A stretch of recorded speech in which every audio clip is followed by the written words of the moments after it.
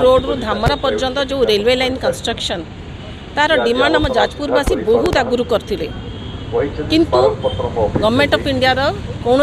किसी दायित्व नाला कौन किसी काम हो नाला। मु पूर्वतन सांसद हिसाब से पार्लियामेंट तथा विभिन्न फोरम रे दाबी उपस्थापन करी।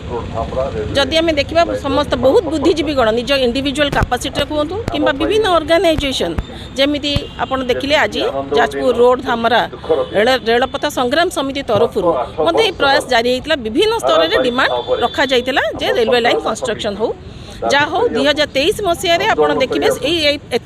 माने survey funds allocation government of India करथिला किंतु सर्वे पर एत वर्ष आमको 2 वर्ष आहरी वेट करिया पड़ला जे आमर पुणी थे आम दाबी रखिलु बहुत थर जाई विभिन्न फोरम रे दाबी उपस्थापन कलु जो से माने 2025 रे रेलवे लाइन रो अप्रूवल कले किंतु वर्तमान क्वेश्चन उठुची it will be done in PPP mode. PPP mode means public private partnership government सरकारी और बेसरकारी संस्था ताकर शेयरिंग बेसिस काम करेंगे। जदि आमर रेलवे बाबद ओडिशा समस्त revenue collection government of India नौची ताहले तार नैतिक दायित्व रहा कथा गवर्नमेंट ऑफ इंडिया जेकोसी प्रकल्प रेलवे प्रकल्प गवर्नमेंट ऑफ इंडिया बजेट रू हवा कथा एंड 100% हवा कथा ताहले जनसाधारण स्वार्थ सुरक्षित किंतु जदि आम पीपीपी मोड रे कहूँ that means we are giving importance to the private organization आम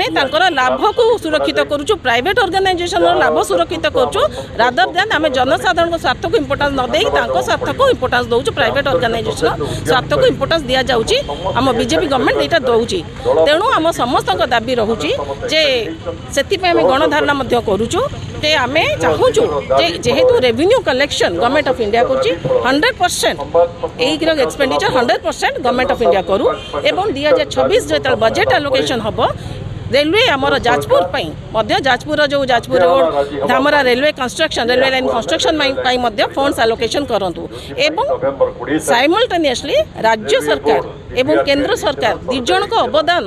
एटी आमर रहिबा दरकार। राज्य सरकार कौन अवदान रहिबा एथिपई सेटा राज्य सरकार स्पष्टीकरण करंतु आमे सेति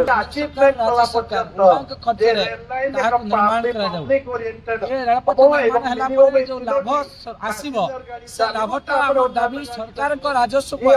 सरकार पकेट को आसु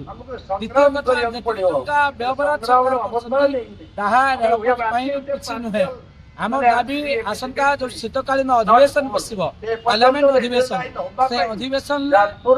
सर्वनिम्न जहाँ दरकार जिते टका सेंक्शन केंद्र सरकार कथा माने रेल प्रकल्प द्वारा सरकार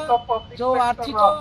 लाभ कर उद्देश्य रखिछथि शिल्प भद्रक जिले मैन्युफैक्चरिंग शिल्प जदि हुए कारखाना हुए मोटरसाइकिल कारखाना हुए साइकिल कारखाना हुए भद्रक एवं जाजपुर जिले हजार हजार युवक जो माने बेकार अच्छा नियुक्ति पाई परिबे।